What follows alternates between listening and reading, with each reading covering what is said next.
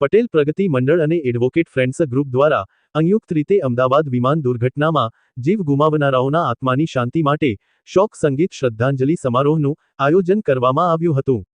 અમદાવાદ વિમાન દુર્ઘટનામાં મૃત્યુ પામેલા લોકોના આત્માની શાંતિ માટે ભાવનાત્મક શોક સંગીત સમારોહનું આયોજન કરવામાં આવ્યું।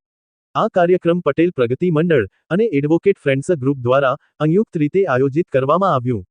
કાર્યક્રમનો મુખ્ય ઉદ્દેશ્ય આ દુઃખદ અકસ્માતમાં જીવ ગુમાવનારાઓને શ્રદ્ધાંજલિ આપવામાં આવી હતી। આ કાર્યક્રમ પટેલ પ્રગતિ મંડળની વાડી, હની પાર્ક રોડ, અડાજણ ખાતે સાંજે 5 થી 8 વાગ્યા કાર્યક્રમમાં શોક સંગીત, શ્રદ્ધાંજલિ સભા અને શાંતિ મંત્રોનું પઠન કરવામાં આવ્યું। આ કાર્યક્રમમાં સામાન્ય જનતાને પણ જોડાવા માટે અપીલ કરવામાં આવી હતી, જેથી આપણે બધા તે શહીદોના આત્માની શાંતિ માટે સાથે મળીને પ્રાર્થના કરી શકીએ। આ કાર્યક્રમ શોકના આ સમયમાં સમુદાયમાં એકતાને પ્રોત્સાહન આપીને દિવંગત આત્માઓ માટે પ્રાર્થના કરી હતી। પટેલ પ્રગતિ મંડળ અને એડવોકેટ ફ્રેન્ડ્સ ગ્રુપના સભ્યોએ આ કાર્યક્રમની તૈયારીઓ પૂર્ણ કરી હતી અને મોટી સંખ્યામાં લોકો તેમાં હાજરી આપી હતી। અંતે આ કાર્યક્રમ ફક્ત શોક વ્યક્ત કરવાનો જ નહીં, પરંતુ લોકોમાં એકતા અને સહાનુભૂતિનું અભિવ્યક્તિ આપે। રિપોર્ટ સઈદ અલી, પ્રણામ સંદેશ ન્યૂઝ સુરત।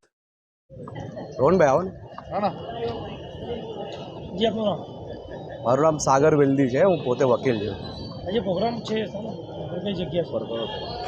અમદાવાદમાં જે પ્લેનનું દુર્ઘટના થઈ એમાં જુનિયર ડૉક્ટરો સહિત 241 જણા સવાર હતા। એ પૈકી એક યાત્રી બચી ગયેલા હતા અને એના સિવાય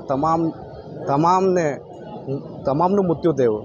હવે એ અત્યંત શોકાતુર, અત્યંત અવિસ્મરણીય, કલ્પના પણ નહીં કરી શકાય એવું ઘટના ગુજરાતના ધરતી પર બની ગઈ છે।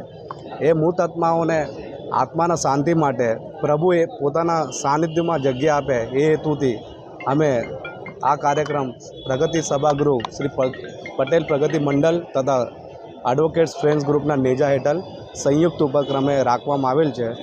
સદર શ્રદ્ધાંજલિ કાર્યક્રમમાં દરેક સમાજના લોકો, જાતિઓ હાજર રહી મૃતાત્માઓને શ્રદ્ધાંજલિ આપેલી છે।